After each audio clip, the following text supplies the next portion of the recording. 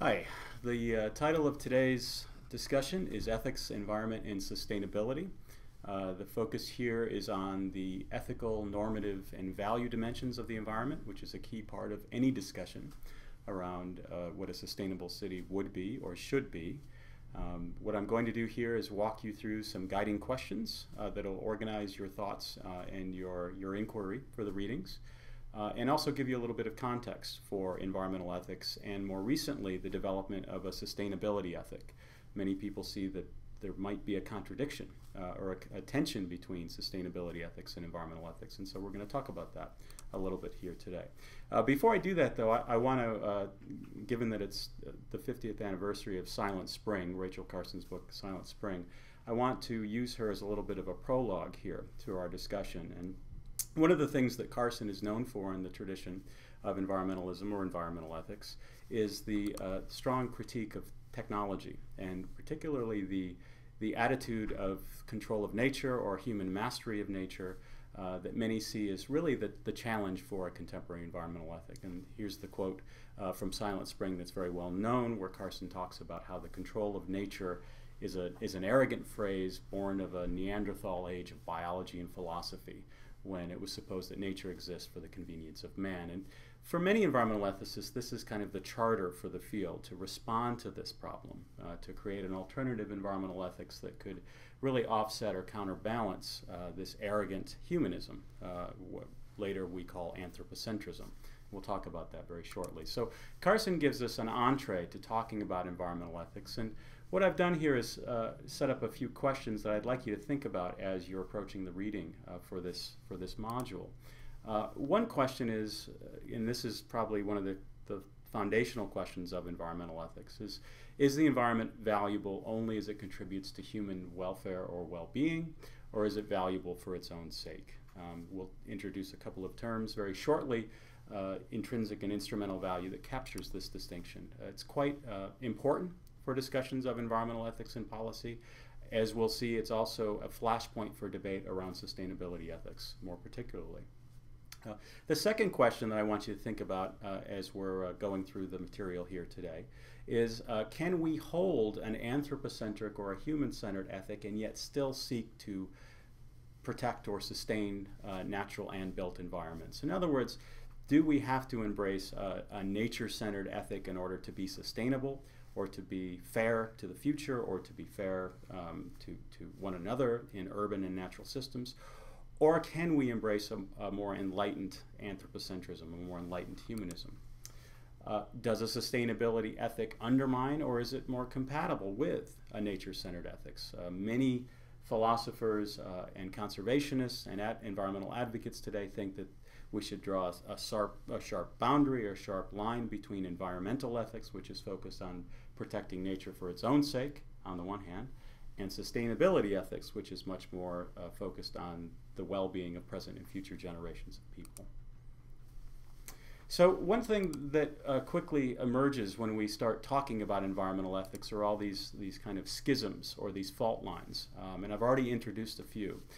The anthropocentric versus non-anthropocentric distinction is kind of the elemental rift in environmental ethics. And basically this is simply a discussion about whether we should adopt a human-centered worldview where nature is there to serve our interests and our purposes, our values, or whether we should adopt a nature-centered worldview where the environment, whether we're talking about plants, animals individually, talking about species, populations, ecosystems, has a good of its own.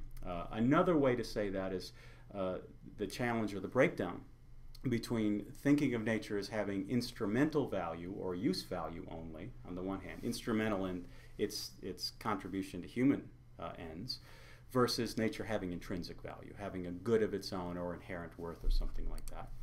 A final distinction we might introduce here is the difference between what you might call moral individualism and moral holism. Environmental ethicists spend a lot of time arguing over this, in fact, and it exposes some differences between, for example, those who would say that we have fundamental obligations to protect animals, counted individually, or perhaps individual plants, trees, and so forth, and those who say really what we should be doing is protecting entire species and ecosystems. A moral individualist focus on extending moral consideration to individual organisms or beings that have moral standing. A moral holist focuses on the whole, focuses on species, populations, ecosystems, landscapes, perhaps the planet as a whole. So a way to walk you through some of these distinctions and how the instrumental intrinsic value, anthropocentric, non-anthropocentric, and individualism, holism categories actually work out in the theoretical options of environmental ethics is really to walk you through these series of philosophical approaches. And I think on the one hand you could say most environmental ethics is certainly focused on dismantling what we might call strong anthropocentrism or arrogant anthropocentrism. That is, again, is the view that nature is just a set of resources, a set of natural resources that are here for our benefit, and in fact we can consume them without regard for the future. Most environmental ethics, most of all sustainability ethics, are certainly hostile to that view. That is the view that is seen as the problem that got us into this environmental dilemma in the first place.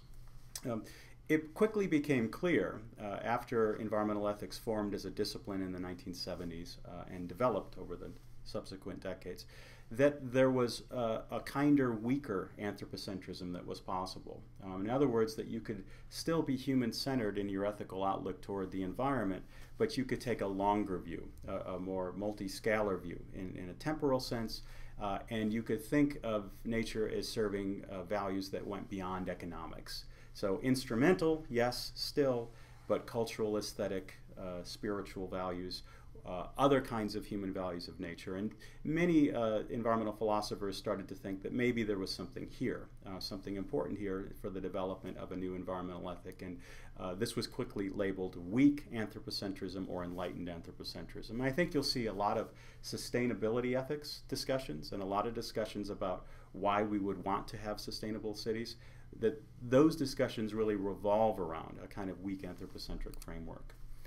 Many philosophers, many activists, however, were not satisfied with anthropocentrism. And so one of the first moves away from human-centeredness, whether enlightened or not, was what is called zoocentrism. And this is the animal welfare or animal rights tradition. There's a fair amount of diversity in this tradition. You can summarize it, however, by just simply saying that the unit of moral concern is the individual animal, whether you accord that animal rights or simply regard its welfare or its interests. The focus is therefore morally individualistic, and basically this is the view that is often focused on a policy sense to liberate animals, to shut down factory or industrial farming operations, to stop the use of animals in medical experimentations and so forth. A second position within the non-anthropocentric camp is often referred to as biocentrism. And here you have the recognition that the focus should still be on individual organisms, but biocentrism expands that field to include non-sentient or non-feeling experiencing beings. So trees and other plants, simple organisms, are included in a biocentric outlook on nature. The focus is still on the interests or the good of the individual organism, but it's a broader class of beings that goes beyond just animals. And finally, the more expansive view, the more expansive non-anthropocentric view or nature-centered view would be called ecocentrism. Ecocentrism basically focuses on ecologically centered ethical outlooks regarding species and entire ecological systems as bearers of moral value, or let's just say as having intrinsic value, to pick up a term we introduced earlier. Aldo Leopold, you have a reading by Leopold. Aldo Leopold is considered probably the father of environmental ethics. His book, A Sand County Almanac, is kind of a legendary treatment of early conservation thought, and the development of Leopold's land ethic is seen as probably one of the charter texts in the field. And Leopold, in the land ethic essay, summarizes the kind of moral maxim of the land ethic, where he talks about a thing being right when it tends to preserve the integrity, stability, and beauty of the biotic community, and that if something doesn't tend to do that, it's wrong in a moral sense. We argue a lot in environmental ethics over whether Leopold was an ecocentrist or an anthropocentrist, but regardless, he is a holist. He's certainly focusing on the good of the system more generally, and building this off of a sense of community ecology that was very influential in terms of establishing a scientific foundation for this holistic ethical view. There are other approaches and perspectives. In the reading by Kibrit et al., you're introduced to these fairly quickly. Deep ecology, ecofeminism, and social ecology have within them certainly environmental ethical sensibilities, but they're often focused on broader kinds of questions. Deep ecology tries to reorient the notion of the human self vis-a-vis nature. Ecofeminism and social ecology tend to focus more on social systems and structures. Bioregionalism and neo-agrarianism often focus on localism, a sense of place, and building an environmental ethic out of the local community and its relationship to the natural world. And finally, environmental pragmatism, which is more methodologically diverse and really focused on the plural, the many ways in which we value nature, and focusing that discussion around policy outcomes. So what I've introduced earlier in our discussion was this idea that there could be a potential conflict between this more nature-centered environmental ethical discussions and sustainability ethics. And sustainability is often framed as a technical and economic concept, but there's clearly a moral notion here. The moral notion being that the significance or the importance here is to be fair to the future. Often we describe this as a challenge of intergenerational equity or justice. And because we're often in sustainability ethics discussions talking about future generations of people, this is seen as an anthropocentric orientation, yet a weak anthropocentric or enlightened anthropocentric orientation. So quite simply, we can frame the question of sustainability ethics around the normative question of what do we owe the future? And there are strong and weak formulations of this idea of sustainability. And this is discussed in the chapter by Sahotra Sarkar. And Sarkar identifies the distinction between strong formulations of sustainability, which basically say what we owe the future is a non-declining stock of natural capital, that future generations will be dependent on clean water, clean air, biodiversity, and so forth, versus weaker formulations that simply say we owe the future the capacity to be as well off as we are, and assume a kind of substitutability among different types of resources, different types of natural and social capital. The substitutability discussion around sustainability ethics is quite controversial, as well as framing nature as capital in the first place, which many see as just perpetuating the arrogant anthropocentrism that was diagnosed 50 years ago by Rachel Carson. There are other framings of sustainability obligations, some having to do with rights of future generations. Often we call these deontological approaches to sustainability ethics. And those that focus on intergenerational sense of community obligations or communitarian approaches. So it's a quite diverse discussion. There have been a number of objections to sustainability ethics discussions and the rhetoric of sustainability on ethical grounds.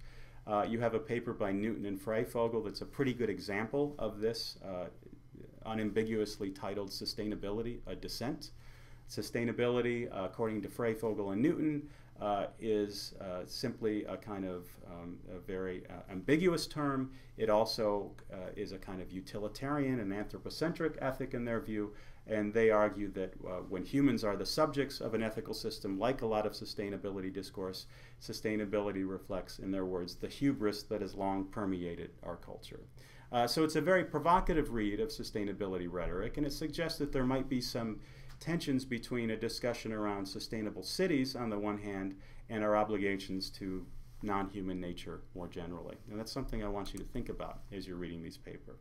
So to wrap this up, some guiding questions for the readings that I've identified are to get you to probe some of these foundations of ethics and their application to questions around sustainable cities.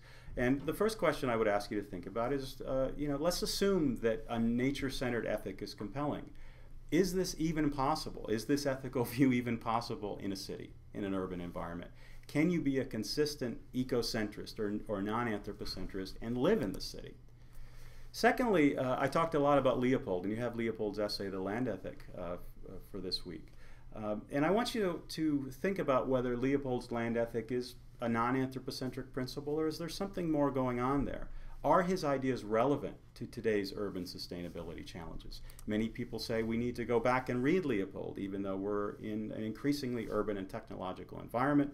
Others say Leopold talked about a lot of quaint things about the countryside and about wild species and has little to say about living in an increasingly crowded planet. Do environmental and sustainability ethics really conflict? Does the notion of resilience, and this is something that Sarkar speaks about in his essay, Does the notion of resilience provide perhaps a way to combine these views? And finally, will the focus on sustainability favor technological economic views that we can support for endangered species and wilderness?